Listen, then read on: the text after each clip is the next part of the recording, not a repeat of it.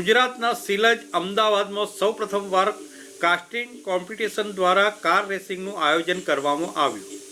Bridge મોદીના જણાવ્યા અનુસાર 300થી વધુ લોકોએ આ કોમ્પિટિશનમાં ભાગ લીધેલ છે, જે જુનિયર, સિનિયર, ચિલ્ડ્રન, કોર્પોરેટ એવી ઘણી બધી અલગ અલગ કેટેગરીમાં કોમ્પિટિશન કરવામાં આવી હતી।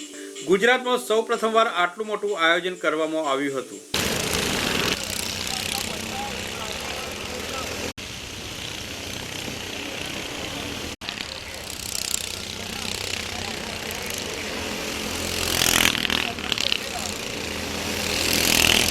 આપણે અહીંયા ઇન્ડિકાટિંગ અમદાવાદમાં છીએ। સ્ટેલર ઇન્ડિકાટિંગ અમદાવાદનો આ રેસ છે। ઓફિશિયલ એફએમએસસીઆઈ રેસ છે અહીં, એટલે એફએમએસસીઆઈ જે છે તે આપણી ઇન્ડિયન મોટરસ્પોર્ટ ફેડરેશન છે। બધું જે રેસિંગ થાય છે ઇન્ડિયામાં તે એફએમએસસીઆઈની તરફથી થાય છે।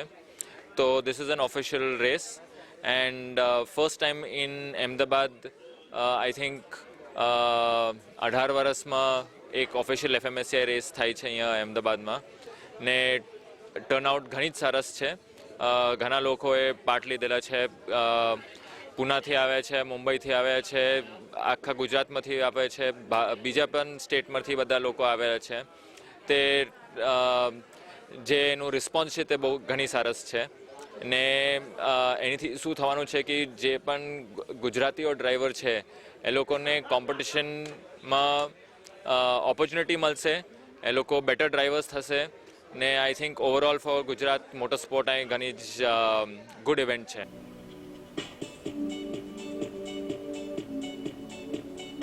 Report by Ashwin Limbachiya, Bharat mirror, Ahmedabad.